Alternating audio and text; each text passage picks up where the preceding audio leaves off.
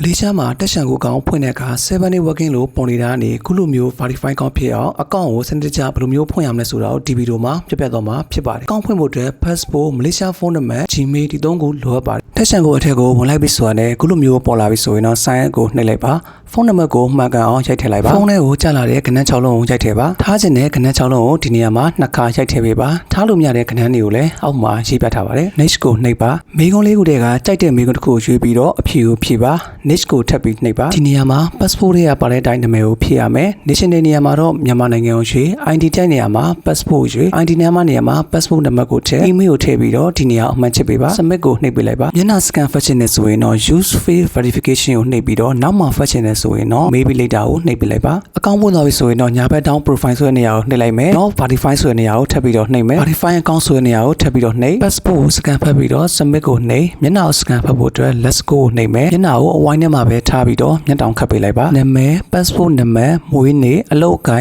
်မျိုးစာကိုထည့်ပေးပါနေထိုင်တဲ့လိပ်စာအတိအကျ postal ကိုမြို့နယ်ပြည်နယ်နိုင်ငံတို့ကိုယူပြီးတော့ submit ကိုနှိပ်ပေးလိုက်ပါအကောင့်ဖွင့်ပြီးနောက်ပိုင်းမှာခုလိုမျိုးပေါ်နေရဆိုရင်တော့ need for help ကိုနှိပ်ပါ email user ကိုနှိပ်ပါ confirm ကိုနှိပ်ပါဒီနေရာကိုထပ်ပြီးတော့နှိပ်ပါ live chat ကိုနှိပ်ပါ proceed ကိုနှိပ်ပြီးတော့ confirm ကိုနှိပ်ပေးလိုက်ပါတက်ရှန်ကိုရဲ့ agent live chat ကိုဝင်လာဖို့အတွက်ခဏစောင့်ပေးရပါမယ်တက်ရှန်ကိုရဲ့ agent ဝင်လာပြီဆိုတာနဲ့ကိုယ့်နာမည်ကို confirm တောင်းပါလိမ့်မယ်တက်ရှန်ကိုကောင်ကို login ဝင်မှာကြောင်းစာပြန်ပို့ပေးလိုက်ပါရေးရမယ့်စာသားကိုလည်းဒီဗီဒီယိုရဲ့ comment မှာရေးပေးထားပါမယ်ဒါဆိုရင်တော့တက်ရှန်ကိုကလိုအပ်တဲ့ချက်လက်တွေကိုတက်ရှန်ကိုဖွင့်ခဲ့တဲ့ email ကိုပို့ပေးလိုက်မှာဖြစ်ပါတယ်တက်ရှန်ကိုကနေပြီးတော့အခုလို KIC ဆက်ဆိုပြီးတော့ mail ဝင်လာပါလိမ့်မယ်ဒီ mail ရဲ့အောက်မှာလည်းဖြည့်ဖို့အတွက်ဇာတ်ကွက်ကလေးပါပါတယ်ဒီဇာတ်ကွက်ထဲမှာတော့ကိုယ့်ရဲ့အချက်လက်တွေကိုပြန်ပြီးတော့ဖြည့်ပေးရမှာဖြစ်ပါတယ် mail ကိုဘယ်လိုမျိုး reply ပြန်မယ်ဆိုတာကိုလည်းဆက်ပြီးတော့ပြောပြပေးပါမယ် mail ပြန်ပို့ရမယ့်အပိုင်းကိုဖုန်းနဲ့လုပ်ရတာသိပြီးတော့အဆင်မပြေလို့လက်တော်နဲ့လုပ်ပြလိုက်ပါမယ်ဒီကတော့တက်ရှန်ကိုကနေပြီးတော့ပို့လိုက်တဲ့ mail ပါဇာတ်ကွက်ကလေးပါပါတယ်ဒီဇာတ်ကွက်ကိုပြန်ပြီးတော့ reply ပြန်ပေးရမှာပါ reply ပြန်ဖို့အတွက်ဒီဇာတ်ကွက်ကိုအရင်ဆုံး copy ကူပါဒီပေါ်ထောင်းကနေပြီးတော့ဇာတ်ကွက်ဆုံးသည့်အထိ copy ကူပေးလိုက်ပါ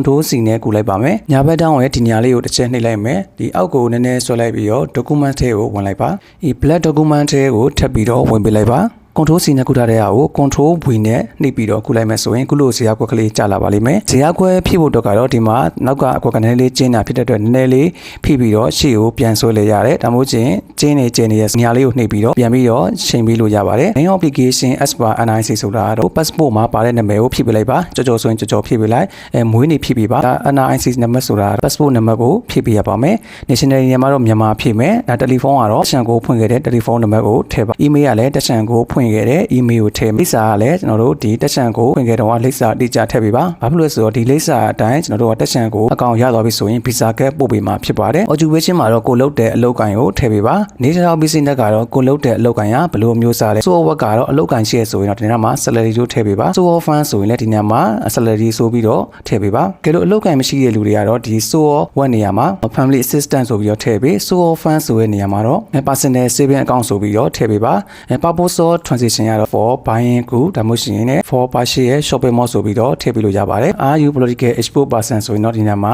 no ကိုထည့်ပေးလိုက်ပါမယ်ဒီနေရာမှာဆိုရင်တော့ကျွန်တော်တို့က yes ကိုထည့်ပေးမယ်ဒီနေရာမှာလည်း yes ကိုထည့်ပေးရပါမယ်နောက်ဆုံးတစ်ခုကလည်းကျွန်တော်တို့ yes ကိုပဲထည့်ပေးရပါမယ်ဒီအကုန်လုံးဖြည့်ပြီးသွားပြီဆိုရင်တော့အဲ့ဒီဇာတ်ကွက်ကလေးကိုအကုန်မှတ်ပြီးတော့ control C နဲ့ copy ဆွဲမယ်ခုနကကျွန်တော်တို့ဒီ mail ကိုပြန်ပြီးတော့ဝင်လိုက်မယ်ဒီ mail ကို apply ပြန်ဖို့အတွက် apply ဆိုတဲ့နေရာလေးကိုတစ်ချက်နှိပ်လိုက်မယ် control V ကိုနှိပ်လိုက်ပြီးတော့ဒီစန့်ကိုနှိပ်လိုက်မယ်ဆိုရင်ကျွန်တော်တို့ကပို့လို့ပြီးပါပြီခုလိုမေးကိုပြန်ပို့လိုက်မယ်ဆိုရင်တော့တက်ရှန်ကိုကောင်တန်းပြီးတော့ရမှာလားဆိုတော့မရပါဘူးဂျားထဲမှာတလားနေပါလားစောင့်ပါဒီဂျားထဲမှာလည်းကျွန်တော်တို့ကသူကမေးတွေထပ်ပို့ပေးပါတယ်ခုလိုမျိုးလေးမေးတစ်ခုဝင်လာပါလိမ့်မယ်ခုလိုမျိုးမေးဝင်လာပြီဆိုရင်တော့တက်ရှန်ကိုအကောင်ကိုရဖို့နှိစက်လာပါပြီဂျားထဲမှာလိုအပ်ရှင်လဲဒီမေးကိုပဲထပ်ပြီးတော့လိုအပ်တဲ့ချက်လက်တွေထပ်ပြီးတော့တောင်းပါတယ်ကျွန်တော်တို့တက်ရှန်ကိုကထပ်ပြီးတော့မတောင်းပါဘူးတလားနေပါစောင့်ပြီးတဲ့အချိန်မှာတော့ကိုယ့်ရဲ့မေးတဲ့ကိုခုလိုမျိုး KYC ဆက်ဆိုပြီးတော့မေးလေးတစ်ခုဖွင့်လာပါလိမ့်မယ်ဒါဆိုရင်တော့ကျွန်တော်တို့ဒါတက်ရှန်ကိုအကောင့်ကိုစပြီးတော့သုံးလို့ရပါပြီ KYC ဆက်ဖြစ်သွားပြီဆိုရင်တော့အကောင့်က login လဲဝင်လို့ရပါမယ်ပတ်စံလဲဖြည့်လို့ရပါမယ်အကောင့်ရဲ့ profile ကိုနှိပ်လိုက်ပြီးဆိုရင်လ